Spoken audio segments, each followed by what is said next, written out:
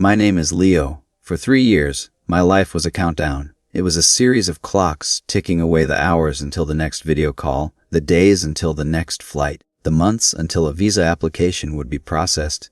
Every decision, every dollar I earned, every sacrifice I made was a stepping stone across an ocean, laid down with the singular purpose of closing the distance between myself and my wife. And then, last week, the countdown finally hit 0. She was here. The wait at the airport was a unique form of torture. For the final hour, I just stood there, a bundle of nervous energy, watching the automatic doors slide open and shut, revealing a new set of faces each time, none of them hers. I watched tearful families reunite, business travelers march past with grim determination, and young backpackers looking lost and excited. The air buzzed with a dozen different languages, a constant hum of arrivals and departures. With every passing minute, my anxiety grew, a voice in my head whispering irrational fears. What if she missed her connection? What if she changed her mind? What if, after all this time, this final step was the one that failed?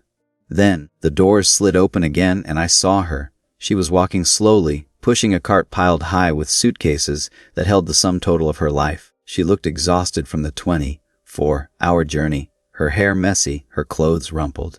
But her eyes were scanning the crowd with a desperate intensity, and the moment they found me, the exhaustion vanished, replaced by a light so bright it felt like the sun had just risen in the middle of the terminal.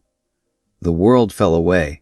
We met in a desperate, breathless embrace, a collision of relief and joy so powerful it almost brought me to my knees.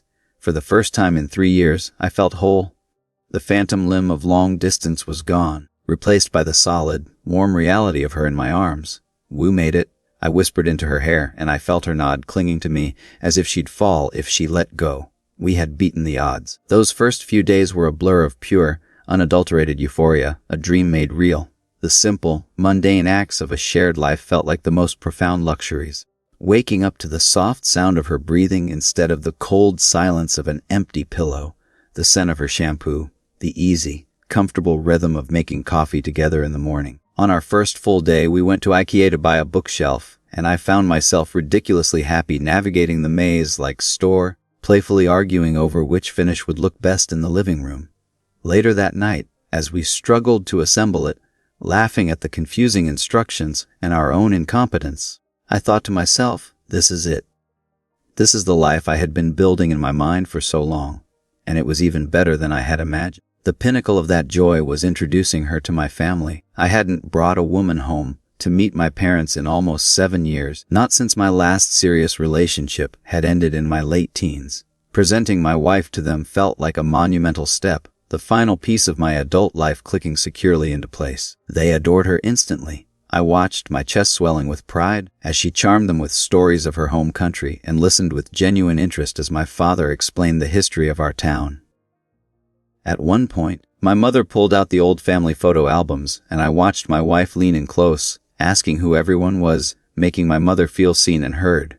She wasn't just my wife, she was becoming part of the fabric of my family. That night, lying in bed, she told me how wonderful they were, how she finally felt like she had a real home. I felt like the luckiest man on earth.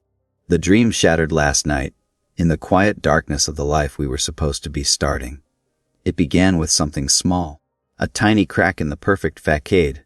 We were relaxing on the couch after dinner, and I picked up her phone to look up the address of a restaurant my parents had recommended. That's when I saw it. On her WhatsApp, there was a single conversation in the archived folder. A man's name I didn't recognize. Curiosity, tinged with the familiar, unwelcome prickle of my own insecurity, got the better of me. My mind immediately started to spin. I told myself it was nothing. She has friends, of course she does. I was just being paranoid, just like all the times before when I'd misread a situation because of my own anxieties. But the fact that it was archived felt deliberate. It was hidden. I opened it. The conversation wasn't a smoking gun, but every message was a small drop of poison. It was from her long journey to get to me. There were selfies she had sent him from the airport lounge in Dubai, a picture of her freshly painted nails held up against her boarding pass. She was performing for him, sharing these small, intimate moments of her monumental trip to finally join her husband. The last message from her was a thank you for the beautiful day before. A cold knot of dread formed in my stomach. Who was this man? And what beautiful day had they shared right before she left to start her life with me? I tried to keep my voice even as I asked her who he was. She barely looked up from her book, her tone infuriatingly casual, dismissive. He was a friend of a friend, she said, someone she'd met once a while ago.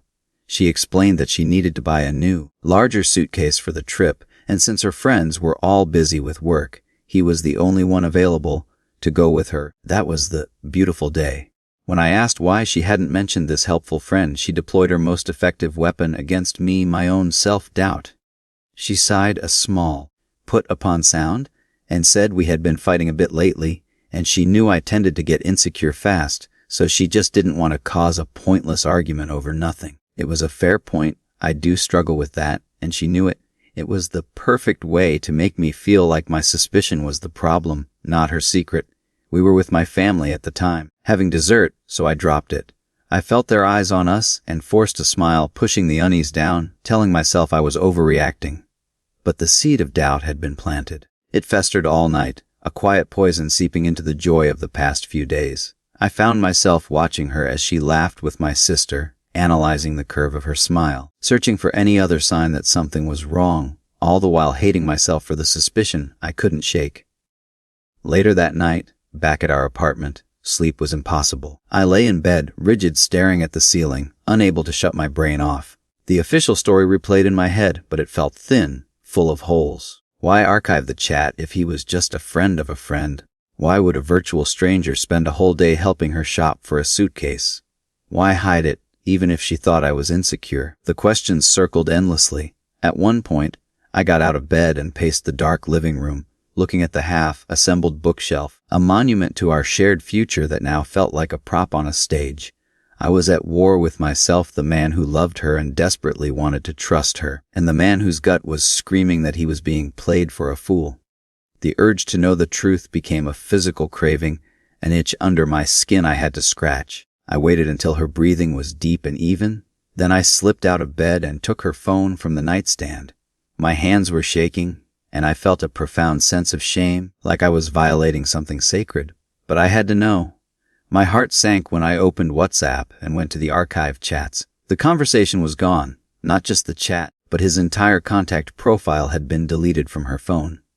She had waited until she thought I was asleep, and then she had wiped the slate clean. This was no longer a misunderstanding or my own paranoia. This was a deliberate act of concealment. This was proof that there was something she desperately didn't want me to see. My mind started racing, grasping for any other source of information. The pictures, the selfies she sent him, they had to be in her camera roll. I navigated to her photo gallery, my thumb scrolling frantically through the happy images of the last week. Pictures with my parents, photos of our new apartment, smiling selfies of the two of us. It was a gallery of our perfect new life, and I felt like a trespasser, a detective searching for the rot beneath the floorboards. I scrolled back, past photos from her going-away party, past pictures of her with her friends, until I found the pictures from the day she went suitcase shopping. There it was, a photo of a fancy dessert they had shared at a cafe. I zoomed in, my stomach churning. Then I saw it. The photos on her phone were geotagged. A small, clickable link showed the location where the photo was taken, a modern marvel of technology that was about to become my personal tool of torture. With a trembling finger, I tapped it, and the gallery rearranged itself to show every picture she had ever taken at that specific location. And there it was. One other picture, registered to the same cafe, but from a month before. The thumbnail was indistinct, but my blood ran cold. I tapped on it. The image that filled the screen was of her, naked, lying in a bed that wasn't ours, in a room I had never seen. The air left my lungs in a single silent gasp. The phone felt like it weighed 1,000 pounds. It was undeniable. It was a brutal, high-definition confirmation of my deepest fears. The timeline crashed down on me, a month ago. Which meant this wasn't a one-time mistake. This was happening while she was telling me she loved me, while we were making plans for our future, while I was working extra shifts to pay for her visa. The rage and betrayal that washed over me was so intense it made me feel dizzy. I walked back into the bedroom and turned on the light. I didn't shout. My voice was eerily quiet when I said her name. I held up the phone, the damning picture illuminated on the screen. The journey on her face in those few seconds was a sight I will never forget. First, sleepy confusion, then dawning comprehension, then The complete and total collapse of her features as the lie fell apart. The argument that followed lasted for 2 hours, a torturous marathon of deception and pain. It started with trickle truth. She swore it was just that one night, a month ago. A terrible mistake she had regretted ever since. She cried, she pleaded, she told me how lonely and lost she had been. I felt a flicker of pity, but the image on the phone was a cold, hard anchor that kept me from drifting into her sea of excuses. I pointed to the messages from the day before she left. What about him? I asked. What about the beautiful day? Finally, she admitted to that night too. Okay, yes, she sobbed. It happened twice, the night of the picture and the day before I came here. I was weak and I was saying goodbye. 2 times. It was a horrifying confession, but my gut told me it still wasn't the whole truth. The regularity of it, the comfort level, the deleted chat, it all pointed to something more than 2 isolated mistakes. I pushed. For 2 hours I dismantled her story piece by piece, fueled by a cold, righteous anger. What is his name? How old is he? How did you meet him? Don't lie to me. Every answer was a new lie that contradicted a previous one. Finally, under the relentless weight of the interrogation, she broke completely. The whole story came pouring out. She had met him on a night out with friends almost 2 months ago. It had started that night and had been going on ever since. She had been seeing him 2 or 3 nights a week, sleeping at his apartment, living a completely separate life that I had been funding from halfway across the world. And then came the cruelest cut of all. I asked her about my visit, the 10-day trip I had taken to see her just 6 weeks ago, a trip that had cost me thousands of dollars and all of my vacation time. She looked down at her hands and admitted it. She had paused the affair for the 10 days that I was there. She had slept with him, welcomed me into her bed with loving arms, played the part of the devoted, long-suffering fiancé, and then, as soon as my plane was in the air, she had gone right back to him. I wasn't her husband coming to visit. I was an interruption. I was an inconvenient 10-day pause in her real life with her real lover. The realization that I had been such a fool, so completely and utterly duped, was a humiliation so profound it felt like a physical blow. Her excuses were pathetic. She said the 2 years of waiting after we got married had gotten the better of her, that the loneliness had become unbearable. The immigration system was so slow, and with no end date in sight, she had started to despair. She claimed she was so unhappy in the weeks before her visa was finally approved that she was on the verge of breaking up with me. And then the visa came through, and she got on the plane, leaving her lover behind to start a new life with her husband. Now, she sits in my apartment, a stranger wearing my wife's face. She is completely dependent on me. She has just started learning the language. She has no friends here, no family, no money of her own. And she swears that this first week here, our perfect week, made her realize how wrong she was. She says she has never felt as loved and satisfied as she did with me and my family, and that she regrets what she did with every fiber of her being. Her tears seem genuine, her remorse palpable. But is it remorse for her actions or remorse for getting caught? Is she mourning the love she betrayed or the comfortable life she just jeopardized? I can't tell the difference. I feel so lost, so completely adrift. My entire world has been upended. I was so sure we were the exception to the rule. I'd seen the stories about passport bros, men who get used for a visa, and I was so smugly certain that wasn't me. I had found a woman who genuinely loved me, who would never hurt or use me like that. We had survived 3 years of long distance. We had beaten the odds. It turns out I wasn't the exception. I was just another cliché, another fool who traded his heart for a lie. The past week was genuinely the happiest of my entire life. I don't remember the last time I felt so complete, so optimistic, so utterly at peace. And now, that memory is tainted, a beautiful picture with a gash torn through the middle. All I feel is a nauseating cocktail of rage, betrayal, and a deep, aching sadness. Part of me, a part that I hate, wants so deeply to forgive her, to try to salvage something from this wreckage, to believe her when she says she's sorry and that she wants to spend the rest of her life making it up to me. But another, louder part of me screams that I would be completely disrespecting myself if I did. I invested tens of thousands of dollars in this relationship. I took on extra jobs, accepting contracts in remote locations far from my friends and family, just to make enough money to cover the immigration costs, the lawyer fees, the multiple international flights. I planned and paid for a 4-month trip around the world for us last year.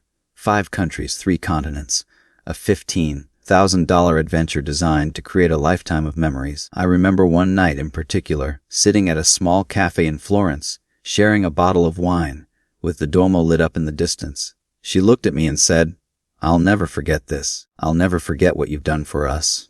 It turns out she would. To forgive this feels like sending a message that my love, my sacrifice, and my dignity are worthless. It feels like accepting the role of the fool she played me for. So I'm stuck in this impossible limbo, in this quiet apartment that was supposed to be our sanctuary, but now feels like a prison. The silence between us is deafening.